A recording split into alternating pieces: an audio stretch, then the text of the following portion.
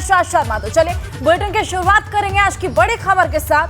तो आज से दुनिया के सबसे बड़े बोर्ड यूपी परीक्षाओं की शुरुआत होने वाली है और आज से शुरू होने वाले 10वीं और 12वीं कक्षा के पेपर 4 मार्च तक होंगे और इस बार 58,85,745 परीक्षार्थियों ने एग्जाम के लिए रजिस्ट्रेशन करवाया है। सुबह पहले शिफ्ट में 8 से लेकर 11:15 तक हाई स्कूल हिंदी का पेपर होगा और इसके बाद सेकेंड शिफ्ट में दोपहर 2 बजे से शाम 5:15 तक इंटरमीडिएट हिंदी का पेपर होगा। परीक्षा में नकल रोकने के लिए कड़े निर्देश जारी किए गए हैं। नकल कराने वालों पर जहां एनएसए के तहत कार्रवाई होगी, वहीं पहली बार उत्तर पुस्तिका और आसार कॉपी में बार कोडिंग दी गई है। बोर्ड परीक्षाओं की गंभीरता को देखते हुए पुलिस और प्रशासन के अधिकारी इसकी विशेष निगरानी कर रहे हैं। साथ ही यूपी पुलिस की एसटीएफ नकल माफियाओं पर नजर बनाए रखी है और पहली बार लखनऊ में एक की जगह 2 कंट्रोल रूम बनाए गए। तो कड़े निर्देश इस बार पारित किए गए हैं और कोशिश की जाएगी कि इस बार किसी भी तरीके से कोई भी बच्चा नकल करते ना पकड़ा जाए, किसी भी तरीके का फर्जीवाड़ा ना।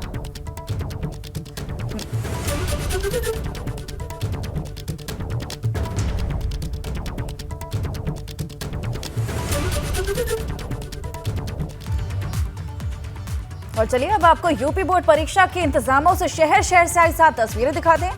प्रयागराज की तस्वीर दिखाएंगे आपको, साथ ही साथ गोंडा की तस्वीर दिखाएंगे। प्रयागराज में बोर्ड परीक्षा में नकल पर सख्ती के लिए कड़े इंतजाम किए गए हैं। दूसरी तस्वीर गोंडा की है जहां से 143 परीक्षा केंद्र बनाए गए हैं।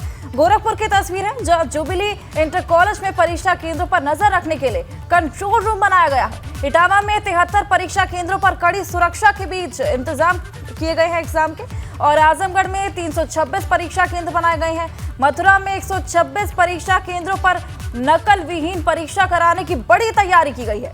बहराइच में 118 परीक्षा केंद्रों पर एग्जाम के कड़े इंतजाम किए गए हैं। तो ये तस्वीरें आप अपनी टीवी स्क्रीन पर देख रहे हैं। कड़े इंतजाम दिए गए हैं, साथ ही साथ कड़े निर्देश दिए गए हैं कि जितने भी एग्जाम हो उसमें किसी भी तरह की कोई नकल ना हो, साथ ही साथ पूरी सुरक्षा के बीच एग्जाम किए जाएं। और चलिए आगे बढ़ेंगे। रामपुर में एक बार फिर से चुनावी महाभारत शुरू हो गई है। सपा नेता आजम के बेटे अब्दुल्ला की विधायकी जाने के बाद स्वार सीट पर उपचुनाव का काउंटडाउन शुरू हो गया है। जल्द चुनाव की तारीखों का ऐलान हो सकता है और इसी बीच नवाब घराने से अपना दल एसके नेता नवाब हैदर अली खान उर्फ हमजा मियां ने स्वार टांडा सीट से ताल ठोकने की बात कही और पार्टी से टिकट मिलने पर बड़ी जीत का दावा कर डाला। हालांकि अब्दुल्ला की विधायकी जाने के बाद सपा खेमे में खामोशी छाई हुई। तो अपना दल एसके नवाब हैदर अली ने ताल ठोकी है। अब्दुल्ला की विधायकी गई थी जिसके चलते ये पूरी सीट खाली हुई थी, लेकिन जल्द चुनाव आयोग तारीखों का ऐलान करेगा और हमजा मियां ने बड़े अंतर से इस बार जीत का दावा ठोका। देखिए, जो गलत करेगा, जो कानून को अपने हाथ मिलेगा, उसके साथ यही होना है। और ये 2008 का मुकदमा है जब प्रशासन के साथ, आपको तो पूरा मुकदमा पता ही है छजलैट का क्या था, और इनको भी कहीं उम्मीद नहीं थी कि छजलैट वाले मुकदमे में सबसे पहले सज़ा मिलेगी। अभी तो जन्म प्रमाण पत्र रहेगा जो हमने किया है, और जो हमारा इलेक्शन पिटिशन का मुकदमा जो चल रहा है एमपी एमएलए कोर्ट में, यहाँ पर उसमें भी सज़ा होनी है। तो इन लोगों को ये लगता था कि ये सरकार से ऊपर हैं और कानून से ऊपर हैं, और मेरे ख्याल से स्वार टांडा की जनता के लिए इससे बड़ी जीत कोई नहीं है।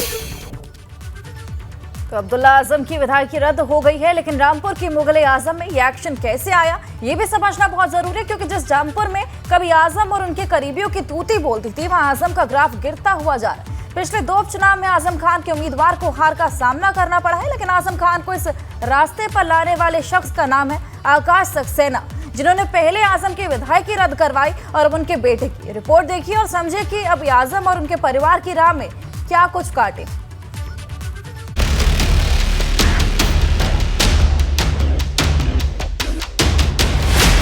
आजम परिवार पर आकाश भारी, कैसे जीती हारी हुई बाजी।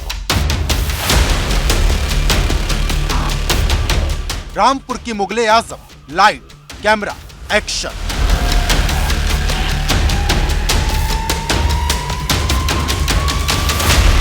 जिस रामपुर में कभी आजम और उनके परिवार की सियासी हानक थी, जिस रामपुर में आजम के बोलने भर से हवा का रुख बदल जाता था, उस रामपुर में अब आजम परिवार की राजनीति पर प्रश्न चिन्ह लग गया है। और आजम को इस मुहाने पर पहुंचाने वाला, उनकी और उनके बेटे की विधायकी लेने वाला एक ही शख्स है, जिसका नाम है आकाश सक्सेना।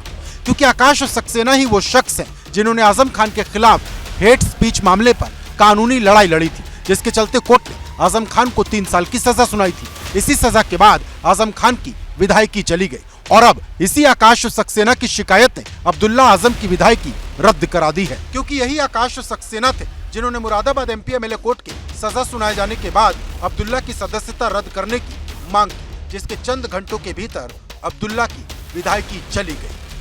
हमने प्रमुख सचिव विधानसभा को ये पत्र लिखा था कि मुरादाबाद एमपी एमएलए कोर्ट के निर्णय को संज्ञान में लेते हुए स्वार विधानसभा की सीट को रिक्त किया जाए। उसी के परिप्रेक्ष्य में ये आज विधानसभा से ही ये पत्र प्राप्त हुआ है, जिसमें स्वार की विधानसभा जो सीट है उसको रिक्त किया गया है। अब हमारी मांग है कि इसमें तुरंत इस पे उपचुनाव करवाया जाए। आजम परिवार के लिए आकाश सक्सेना वो ग्रहण है जिन्होंने 1-2 नहीं बल्कि दर्जनों मामलों में आजम खान की मुश्किल बढ़ा रखी है, क्योंकि आजम खान से वोटिंग का अधिकार आकाश सक्सेना की शिकायत के बाद ही छीना गया। वो आकाश सक्सेना ही थे जिन्होंने चुनाव आयोग को अर्जी देकर आजम खान का नाम वोटिंग लिस्ट से हटाने की मांग की थी। इसके अलावा आजम खान के बेटे अब्दुल्ला आजम के बर्थ सर्टिफिकेट के मामले में भी आकाश सक्सेना ही शिकायत करता है। आकाश ने यह आरोप लगाते हुए केस दर्ज कराया था कि अब्दुल्ला आजम के पास 2 अलग अलग बर्थ डेट वाले सर्टिफिकेट है। एक सर्टिफिकेट में अब्दुल्ला की बर्थ डेट 1 जनवरी 1993 है, तो दूसरे में 30 सितंबर 1990। इस मामले में दिसंबर 2019 में इलाहाबाद हाईकोर्ट ने उन्हें अयोग्य ठहरा दिया था और अब दूसरी बार अब्दुल्ला की विधायकी चली गई है। ये आकाश ही थे जिन्होंने रामपुर शहर सीट से न सिर्फ आजम के वर्चस्व को खत्म कर दिया बल्कि अब्दुल्ला की विधायकी पर भी ग्रहण लगा दिया। भारतीय जनता पार्टी 12 महीने 24 घंटे चुनावी मोड में रहती है और भारतीय जनता पार्टी पूरे दमखम के साथ यहाँ चुनाव लड़ेगी। वहीं आकाश के बाद अब एक दूसरा शख्स भी है जिसने आजम परिवार की मुश्किल बढ़ाने में कोई कसर नहीं छोड़ी। वो है काजिम अली खान उर्फ नवेद मियां, क्योंकि जब जब आजम की सत्ता को किसी ने रामपुर में चुनौती दी वो नवाब परिवार ही था, क्योंकि दिसंबर में जब रामपुर में उपचुनाव हुआ तो नवेद मियां ने अपनी पार्टी लाइन से हटकर भाजपा को समर्थन दे दिया, जो रामपुर शहर में आजम खान की सत्ता में आखिरी कील साबित हुआ था। आजम खान और अब्दुल्ला आजम के खिलाफ भाजपा विधायक आकाश सक्सेना मजबूत दीवार के रूप में खड़े हुए और उन्होंने आजम खान की सदस्यता रद्द कराई और अब अब्दुल्ला आजम की सदस्यता रद्द हो गई है। आजम खान के परिवार के खिलाफ नवाब काजिम अली खान और आकाश सक्सेना लगातार शिकायतें करते रहे और नतीजा ये हुआ कि आजम खान और अब्दुल्ला आजम अब किसी भी सदन के सदस्य नहीं बचे हैं। आजम खान के राजनीतिक किले को ढाने में इन्हीं 2 लोगों का अहम रोल माना जाता है। लेकिन बड़ा सवाल यह है कि क्या इतना सब होने के बाद आजम खान और उनके परिवार की मुश्किलों का अंत होगा, क्योंकि आजम के खिलाफ करीब 90 और उनके बेटे अब्दुल्ला के खिलाफ करीब 45 मुकदमे दर्ज हैं, जिसमें सिर्फ 2 पर ही फैसला आया है और आकाश सक्सेना ने ऐलान कर दिया है कि जब तक आजम पर दर्ज एक मुकदमे का हिसाब नहीं हो जाता वो रुकने वाले बिल्कुल नहीं है। Bureau report, ABP Ganga. Mafia Mukhtar के परिवार पर लगातार कानूनी शिकंजा कसता जा रहा है। मुख्तार और उसके बड़े बेटे और बहू जेल में है, तो वहीं मुख्तार के भाई भाभी और पिता के बाद अब छोटे बेटे उमर अंसारी को भी जेल का खौफ सता रहा है, क्योंकि हेट स्पीच मामले में अब्बास अंसारी के साथ उमर अंसारी पर भी आरोप है और पुलिस को उसकी तलाश है। इस मामले में अब्बास अंसारी को तो जमानत मिल गई है, लेकिन मुख्तार अंसारी के चचेरे भाई मंसूर अंसारी को कोर्ट ने जेल भेज दिया है। उमर अंसारी को पुलिस अब भी तलाश कर रही है। मुख्तार, उसका बेटा अब्बास और बहू फिलहाल जेल में है। उसके साथ ही उसके पूरे परिवार वालों पर शिकंजा कस सकता है। भाई भाभी, बड़े बेटे और बहू पर शिकंजा कस सकता है। हेट स्पीच केस में उमर अंसारी पर तलवार लटकी हुई है।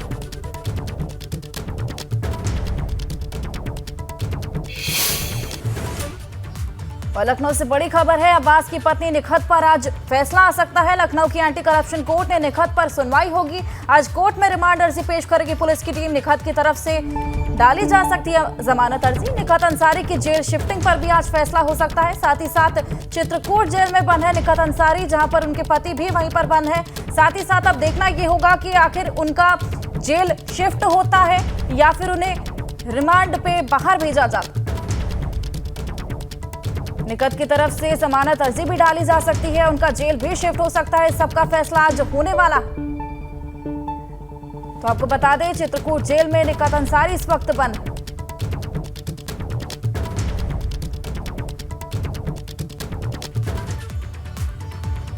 अब्बास और निकहत अंसारी केस में ईडी की एंट्री। चित्रकूट में एसपी को ईडी ने पत्र भेजकर रिकॉर्ड मांगे हैं। पुलिस ने ईडी को एफआईआर और दस्तावेज उपलब्ध करवाए हैं। भ्रष्टाचार की धारा लगने के बाद ईडी ने छानबीन शुरू कर दी है। ईडी निलंबित अफसरों और पुलिसकर्मियों से पूछताछ कर रही है। आपको बता दें, चित्रकूट के एसपी को ईडी ने पत्र भेजकर ये सभी रिकॉर्ड मांगे हैं। सभी रिकॉर्ड खंगाले जा रही हैं और आगे उन्हीं रिकॉर्ड्स को लेकर छानबीन चल रही है और आगे जो भी एक्शन होगा, जो भी कार्रवाई होगी, वो इन सभी रिकॉर्ड्स पर निर्भर करता है।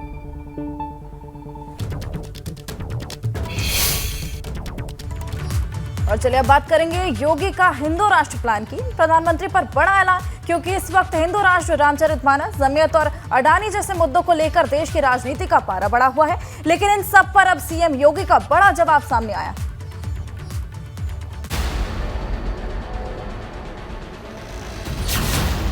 योगी का हिंदू राष्ट्र प्लान, प्रधानमंत्री पर बड़ा ऐलान। अगर भारत का कोई व्यक्ति हज करने के लिए जा रहा है, वहाँ कोई उसको हाजी के रूप में नहीं मानता, वहाँ पे कोई उसको इस्लाम के रूप में नहीं मानता, वहाँ उसको हिंदू नाम से संबोधित किया जाता है, तो वहाँ तो किसी को परेशानी नहीं होती है।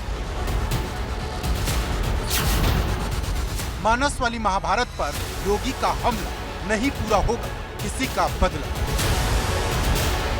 अपने वजूद को बचाने के लिए उनके द्वारा की जा रही एक छटपटाहट मात्र है ये। इसके अलावा कुछ नहीं है, इसमें कोई दम नहीं है। शर्म आनी चाहिए उन लोगों को जो मानस पे प्रश्न उठा रहे हैं।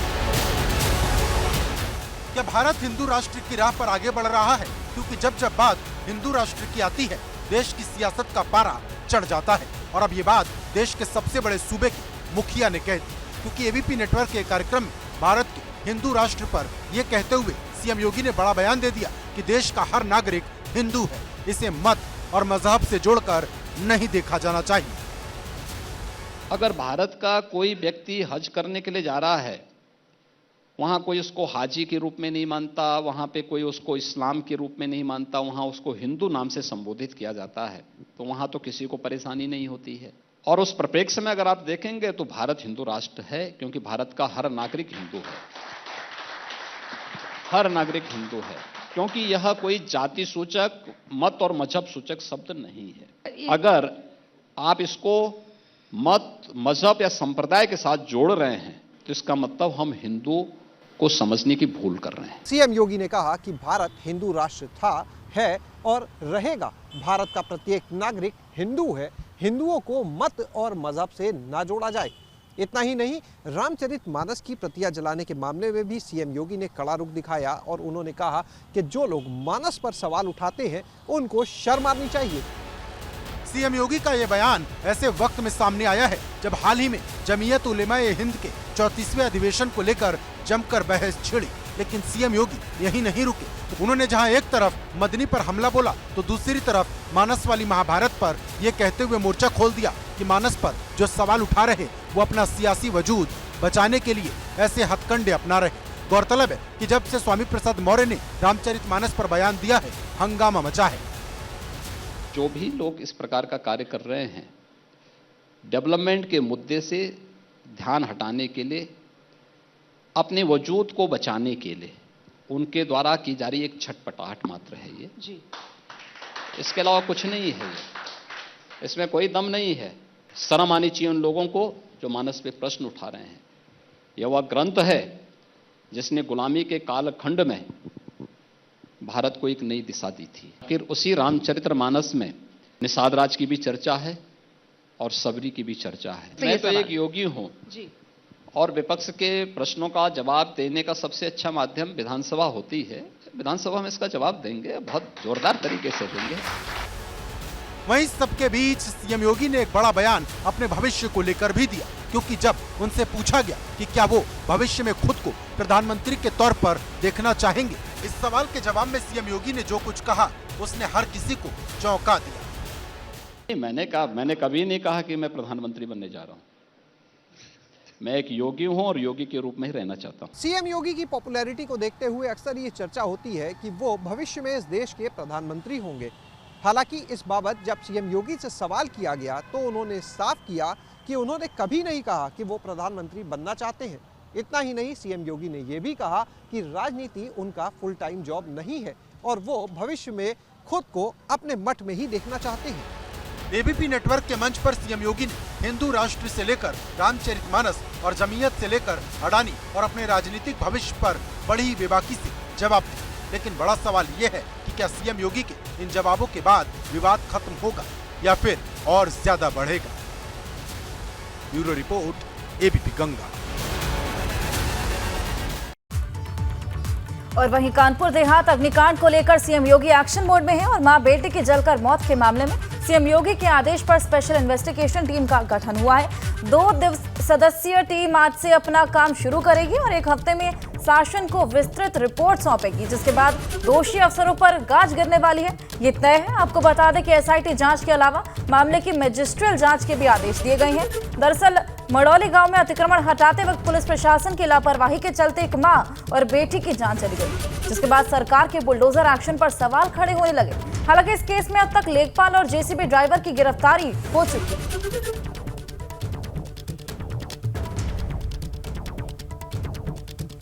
और चलिए आगे बढ़ेंगे। सीएम योगी के गोरखपुर दौरे का आज दूसरा दिन है। पूजा पाठ गौ सेवा के बाद जनता दरबार लगाएंगे मुख्यमंत्री।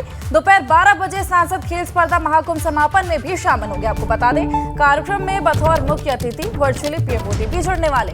तो दूसरा दिन है आज गोरखपुर दौरे का, जहां पर पूजा पाठ होगी, गौ सेवा होगी, उसके बाद ही मुख्यमंत्री जनता दरबार लगाएंगे, लोगों की फरियादें सुनेंगी, साथ ही साथ जल्द से जल्द निस्तारण की भी बात होगी। कार्यक्रम में बतौर मुख्य अतिथि आपको बता दें कि वर्चुअली पीएम मोदी भी जुड़ने वाले हैं।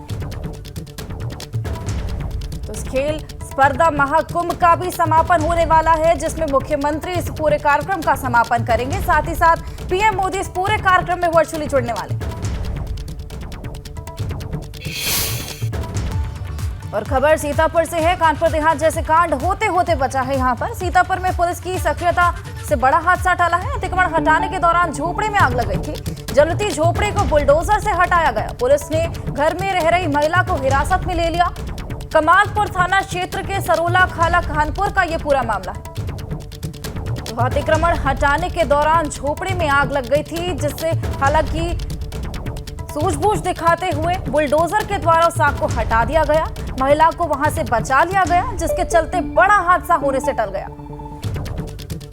तो कानपुर देहात में हाल ही में ऐसा कांड हुआ था और सीतापुर में अब इस तरह का कांड होते होते बच गया और ये सभी पुलिस की सूझबूझ से हुआ।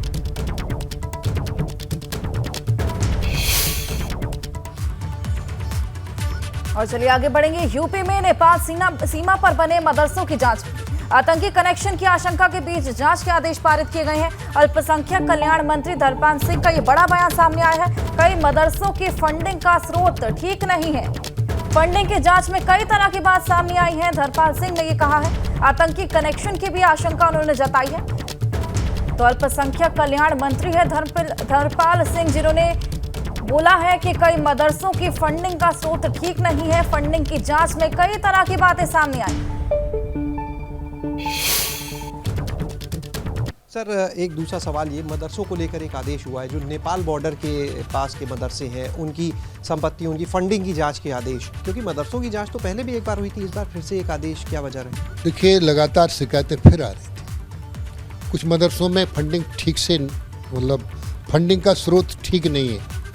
जब शिकायत हमारे पास आती है तो हम उसकी जांच भी कराते हैं, क्योंकि शिकायतकर्ता ने शिकायत इसलिए की है कि शासन में पहुंचकर अल्पसंख्यक विभाग मंत्री के पास जाएंगे तो इस पर जांच हो जाएगी, जांच के बाद कार्रवाई भी हो जाएगी। तो हमने जो सर्वे कराया, सर्वे में 2 बातें निकल कर आई फंडिंग की। एक तो ये आया कि ये फंडिंग हमें ज़कात से मिली है, एक ये आया कि फंडिंग हमें चंदे से हुई है। तो दोबारा फिर इसको जांच कराया। वहाँ रहने वाले लोग ऐसे नहीं हैं जो ज़कात कर सकें, वहाँ रहने वाले लोग ऐसे नहीं हैं जो चंदा दे सकें। इसके लिए जांच आ जाएगी, फिर कार्रवाई करेंगे। सर, अगर बात करें, क्या लगता है अभी प्रथम दृष्टया किस तरह से लग रहा है? क्या मतलब कुछ टेररिस्ट कनेक्शन या इस तरह की चीज़ें भी लग रही हैं? देखिए, संभावना से मना नहीं किया जा सकता और इस देश को मुख्य धारा से जोड़ने के लिए, इस समाज को हम काम कर रहे हैं। और चलिए आगे बढ़ेंगे। 2024 चुनाव से पहले सांसदों का सर्वे कराने की तैयारी में है बीजेपी। देश भर के सभी सांसदों का इंटरनल सर्वे कराने की तैयारी में है। आपको बता दें, यूपी के सभी 64 सांसदों का इंटरनल सर्वे करवाएगी भाजपा। सर्वे के आधार पर ही मौजूदा सांसदों को दोबारा टिकट का रास्ता तय होगा। तो ये बड़ा कदम है। देश भर के सभी सांसदों का इंटरनल सर्वे करवाया जाएगा। साथ ही साथ अभी फिलहाल इस पूरे मामले पर तैयारी चल रही है। 2024 चुनाव को देखते हुए सांसदों का इंटरनल सर्वे करवाएगी और साथ ही साथ इस पूरे सर्वे के बाद जो रिपोर्ट आएगी उसी के बाद ये तय किया जाएगा कि आगे टिकट दी जाएगी या नहीं।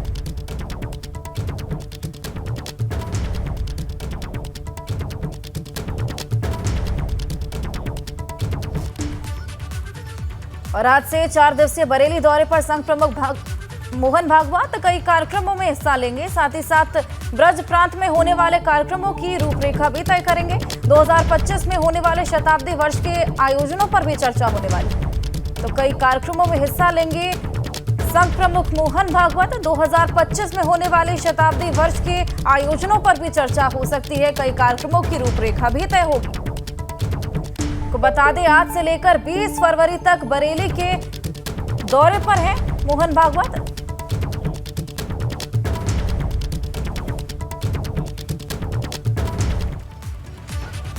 आज राष्ट्रीय जनजातीय महोत्सव का उद्घाटन करेंगे पीएम मोदी। आधे महोत्सव का उद्घाटन होगा मेजर ध्यानचंद नेशनल स्टेडियम में पूरा उद्घाटन होने वाला है। सुबह 10:30 बजे महोत्सव का उद्घाटन करेंगे पीएम मोदी। पीएम ने कहा कि राष्ट्रीय मंच पर जनजातीय संस्कृति को प्रदर्शित करने के प्रयास के तहत पीएम मोदी आज सुबह 10:30 बजे दिल्ली के मेजर ध्यानचंद नेशनल स्टेडियम में मेगा राष्ट्रीय जनजातीय महोत्सव आदि महोत्सव का उद्घाटन करने वाले। तो 10:30 बजे सुबह ये कार्यक्रम शुरू होने वाला है। दिल्ली के मेजर ध्यानचंद नेशनल स्टेडियम में इस पूरे महोत्सव का उद्घाटन करेंगे पीएम मोदी।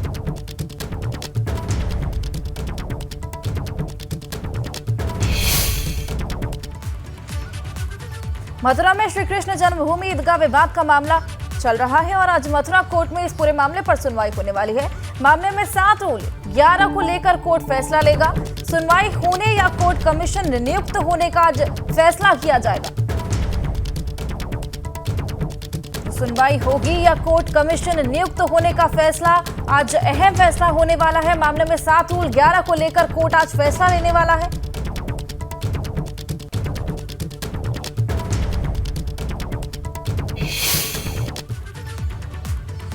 मुरादाबाद में मशहूर चार्टर्ड अकाउंटेंट की हत्या का मामला है। मशहूर सीए की हत्या से इलाके में हड़कंप मच गया। मझौला इलाके में गोली मारकर हत्या कर दी गई। मामले की जांच में पुलिस फिलहाल जुटी हुई है। तो मुरादाबाद में एक मशहूर चार्टर्ड अकाउंटेंट की हत्या कर दी गई, जिससे पूरे इलाके में इस वक्त सनसनी फैली हुई है, हड़कंप मचा हुआ है। मझौला इलाके में गोली मारकर सीए की हत्या की गई है। हालांकि अभी तक मोटिव का पता नहीं लग पाया है, हत्यारे का पता नहीं लग पाया है। पुलिस की टीम इस पूरे मामले में जांच पड़ताल में जुटी हुई है। लेकिन इस तरह गोली मारकर चार्टर्ड अकाउंटेंट की हत्या के बाद से पूरे इलाके में इस वक्त सनसनी फैली हुई है। तो आपको बता दें कि ये मशहूर सीए थे जिसकी गोली मारकर हत्या कर दी गई।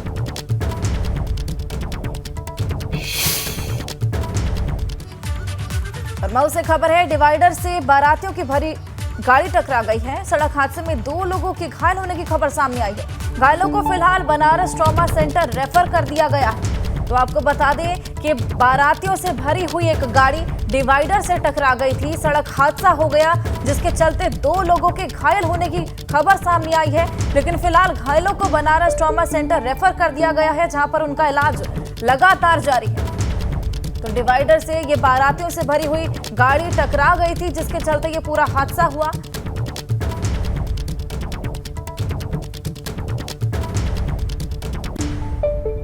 हालांकि कोई बड़ा हादसा होते होते टल गया। 2 लोगों को गंभीर चोटें आई हैं, लेकिन उनका इलाज लगातार बनारस ट्रॉमा सेंटर में इस वक्त जारी है। मथुरा में पुलिस और बदमाशों के बीच मुठभेड़ की खबर सामने आ रही है। हत्या के केस में फरार 3 अभियुक्तों को पुलिस ने पकड़ लिया है। मुठभेड़ में पुलिस की गोली से 2 बदमाश घायल हो गए। हत्या के अभियोग में वांछित चल रहे थे तीनों अभियुक्त आकाश, राहुल और वीर बहादुर को पुलिस ने मुठभेड़ के दौरान गिरफ्तार कर लिया है। 2 के पैर में गोली लगी है। गिरफ्तार किए गए अभियुक्त आकाश बिहार के रहने वाले हैं और राहुल गोरखपुर के। साथ ही साथ राहुल के पैर में गोली लगी है। गिरफ्तार किए गए अभियुक्तों से हत्या में प्रयोग की गई एक कुल्हाड़ी, साथ ही साथ एक रस्सी, 2 अवैध तमंचा, 315 बोर जिंदा और खोखा कारतूस, मृतक की मोटरसाइकिल और साथ ही साथ मृतक का फोन भी बरामद किया गया। तो पुलिस को बड़ी सफलता हाथ लगी है। बदमाशों के बीच मुठभेड़ हुई और उसी वक्त पुलिस ने 3 अभियुक्तों को गिरफ्तार कर लिया।